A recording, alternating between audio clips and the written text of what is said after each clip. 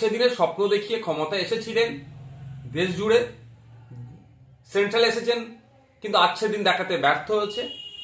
রসুনের দাম 400, নিত্য প্রয়োজনীয় জিনিসের দাম বেড়ে যাচ্ছে, বেকারত্বের সংখ্যা বেড়ে যাচ্ছে, ক্ষুধার্তের সংখ্যা বেড়ে যাচ্ছে, সব জায়গায় ফেল হচ্ছে। 2026 সালে অগ্নিমিত্রা পল দিদিরা রাজনীতির ময়দান তৈরি করার জন্য এই বাইনারি পলিটিক্স ক্রিয়েট করা ছাড়া তাদের কোনো জায়গা নাই।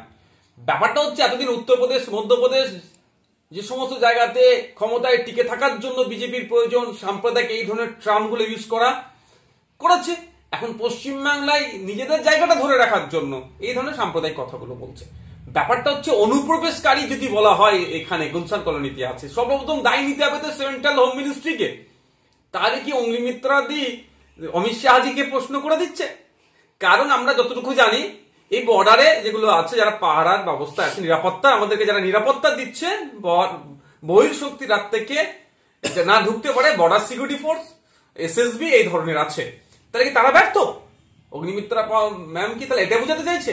আর সাথে সাথে এটাও আমি বলি যে ব্যাপারটা হচ্ছে যে ভূমি সংস্কার দপ্তরের মন্ত্রী, মুখ্যমন্ত্রী, তাকে এই ধরনের মিডিয়ার মাধ্যমে না কথা বলে, এই ধরনের অবাঞ্ছিত শব্দ, অবান্তর শব্দ না বলে বিধানসভায় প্রশ্ন করা যেতে পারে তো।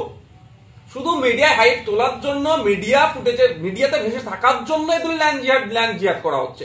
বিধানসভায় যখন মুখ্যমন্ত্রী থাকে, তার দপ্তরের আরো মন্ত্রীরা থাকে, তখন তো প্রশ্ন করতে পারে, মেনশন করে হোক, কোশ্চেন করে হোক, যে পশ্চিমবাংলায় কত কি আছে, ল্যান্ড কত আছে, কত ওয়াকাফ আছে, কত দেবত্ব সম্পত্তি আছে, কত রিফিউজি ল্যান্ড আছে, সেগুলো কারা কারা বসবাস করছে।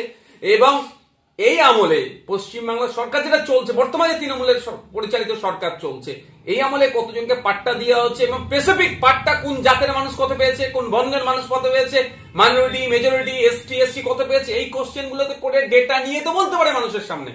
এইগুলো আমি দেখেছি হয় না। ওখানে একে অপরকেই কাদা ছোড়াছুড়ি হয়, কিন্তু বাইরে শুধু বাইনারি পলিটিক্স করার জন্য তুমি বিজেপি, অপরজন টিএমসি, এই বাইনারি পলিটিক্স করে টিকে থাকার জন্য এই ধরনের অবান্তর কথা বলছে।